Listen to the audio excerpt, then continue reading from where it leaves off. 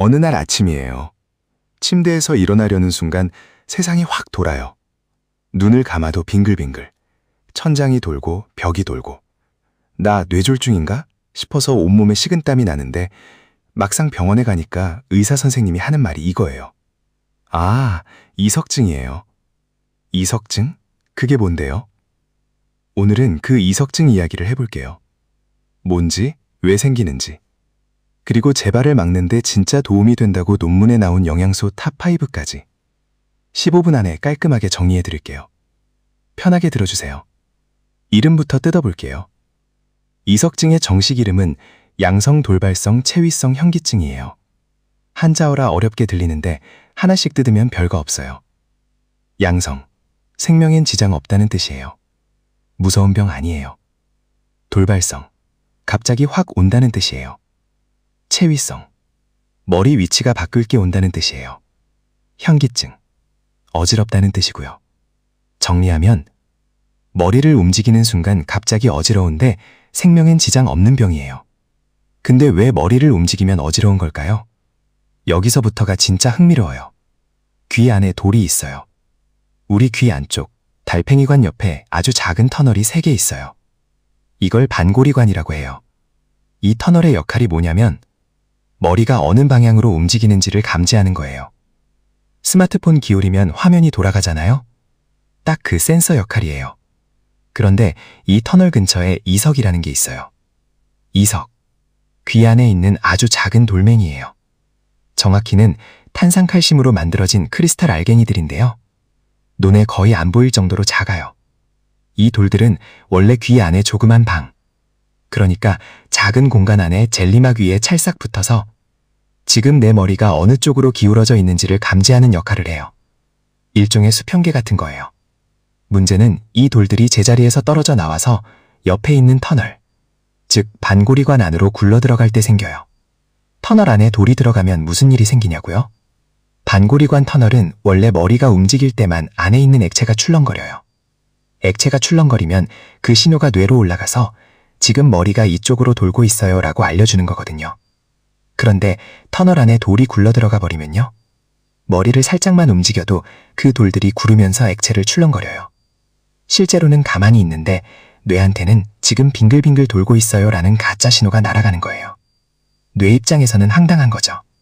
눈은 나 멈춰 있어 라고 하고 발바닥은 나 서 있어 라고 하는데 귀에서만 아니야 지금 돌고 있어 라고 우기는 거예요. 이 셋이 서로 충돌하면서 어지럽고 메스껍고 세상이 빙글 도는 것처럼 느껴지는 거예요.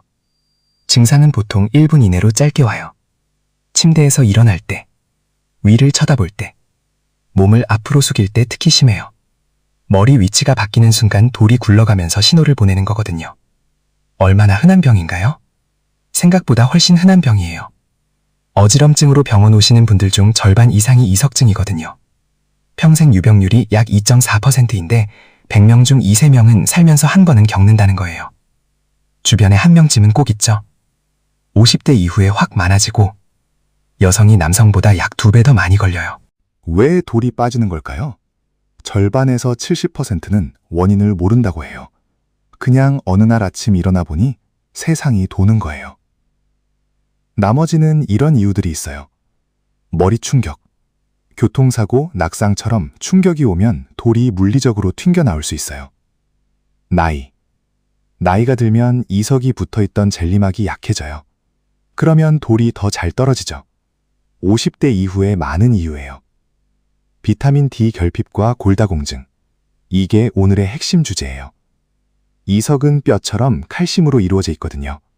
칼슘 대사가 흐트러지면 이석이 약해지고 잘 떨어져요. 그 외에 귀안 염증, 장기간 누워있기, 편두통, 당뇨 등도 이석증 위험을 높여요. 치료는요? 치료의 핵심은 약이 아니에요. 이석 정복술이에요. 의사나 물리치료사가 환자 머리를 특정 순서로 천천히 움직여서 터널 안에 잘못 들어간 돌들을 원래 자리로 돌려보내는 거예요. 말 그대로 돌을 정복하는 거죠. 성공률이 90% 이상이에요.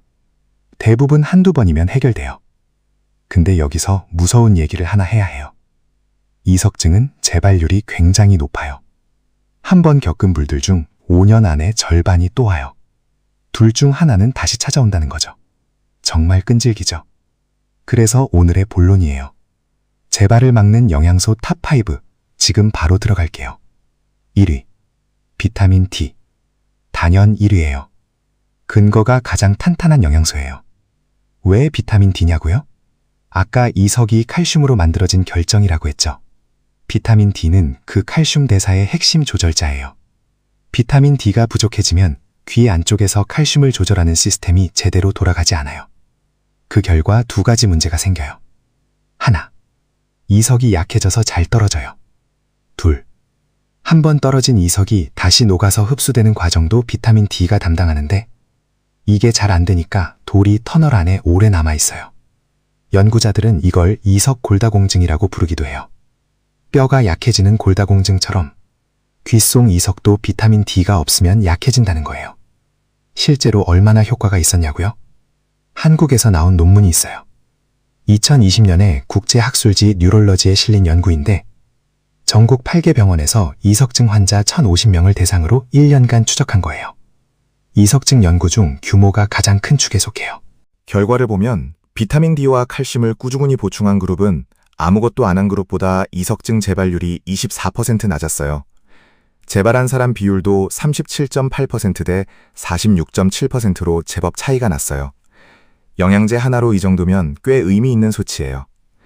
또 다른 연구에서는 의사도 환자도 누가 진짜 약을 먹는지 모르는 조건에서 비타민 D만 단독으로 먹었는데도 6개월, 12개월 시점 모두에서 가짜약 그룹보다 재발이 확실히 줄었어요.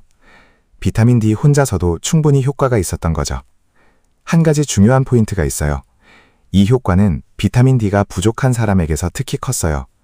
피검사 결과지에 비타민 D라고 써있는 수치 20 미만인 분들이요. 비타민 D가 이미 충분한 분한테는 효과가 크지 않을 수 있으니 먼저 검사부터 해보시는 게 좋아요. 용량은 의사와 상의해서 정하시고 일반적인 기준선은 하루 1000에서 2000 IU 정도예요. 2위, 칼슘. 이석의 주 재료가 탄산칼슘이에요. 당연히 칼슘도 중요하겠죠. 칼슘은 이석을 제자리에 단단하게 붙어있게 해주는 재료예요. 건물로 칭한 시멘트 같은 거죠. 근데 칼슘은 많을수록 좋다가 절대 아니에요. 너무 적으면 이석이 약해지고 너무 많으면 귀한 액체의 칼슘 농도가 지나치게 높아져서 오히려 이석이 엉뚱한 곳에 엉겨붙어요. 딱 적당해야 하는 거거든요. 그래서 칼슘은 보충제로 왕창 먹는 것보다 음식으로 자연스럽게 챙기는 게 훨씬 안전해요. 유제품, 두부, 뼈째 먹는 생선, 이걸 꾸준히 먹으면서 비타민 D랑 같이 챙기면 흡수율이 훨씬 올라가요. 보충제가 꼭 필요하다면 하루 1000에서 1200mg이 일반 권장량이에요. 3위, 마그네슘. 마그네슘이 왜 나와요? 하실 수 있는데 이게 생각보다 핵심이에요. 비타민 D 기억하시죠? 그 비타민 D가 몸 안에서 실제로 작동하려면 마그네슘이 필요해요. 마그네슘이 없으면 비타민 D가 아무리 많아도 포장을 못 뜯는 거예요. 그냥 뱃속을 지나가는 거죠.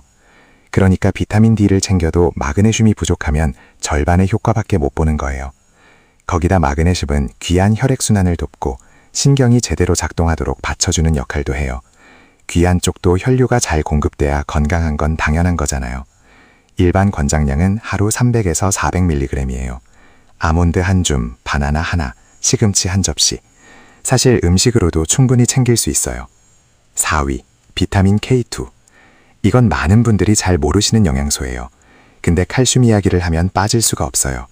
비타민 D가 칼슘아 몸 안으로 들어와 라고 하는 역할이라면 비타민 K2는 들어온 칼슘아 너는 뼈로 가, 너는 이석으로 가 하고 교통정리를 해주는 역할이에요. K2가 없으면 어떻게 되냐고요? 칼슘이 길을 잃어요. 뼈나 이석 대신 혈관이나 연조직 같은 엉뚱한 곳에 쌓이기 시작하는 거예요. 이게 심해지면 혈관이 딱딱하게 굳는 문제로 이어지기도 하고요. 칼슘이 많다고 다 좋은 게 아닌 이유가 바로 이거예요. 이석증만을 대상으로 K2를 단독으로 연구한 대규모 논문은 아직 없어요. 하지만 칼슘의 흐름을 생각하면 비타민 D, 마그네슘, K2 이 세 가지를 같이 챙기는 게 훨씬 논리적이에요. 실제로 귀 건강을 지키는 삼총사로 묶어서 관리하자는 연구자들의 제안도 나오고 있고요. 낫또나 발효치즈 같은 발효식품에 K2가 많아요. 보충제로는 하루 100에서 200마이크로그램이 일반적이에요.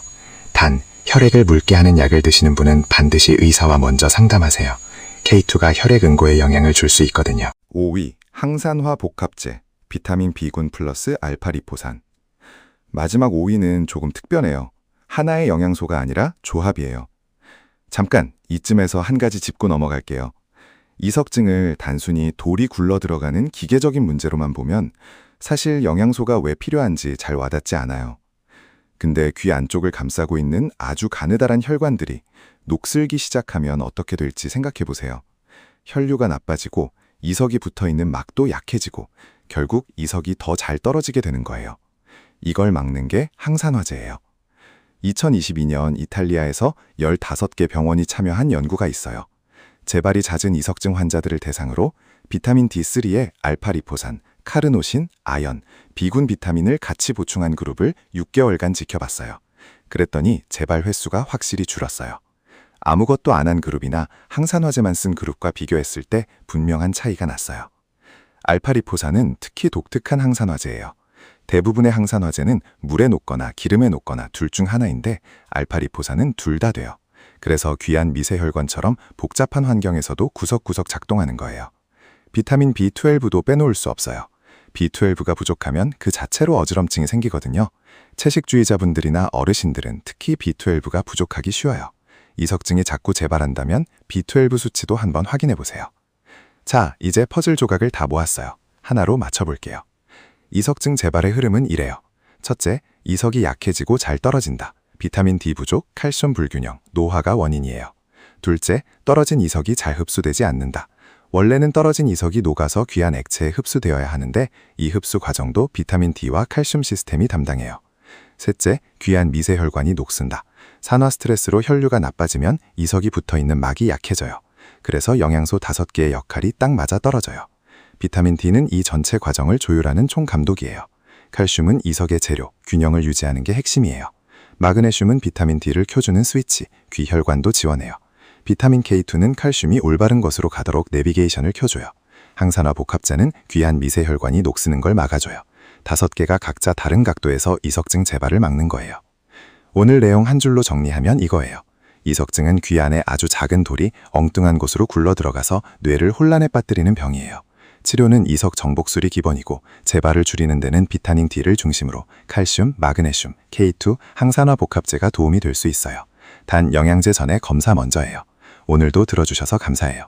도움이 되셨다면 주변에 이석증 겪으신 분께 한번 공유해주세요.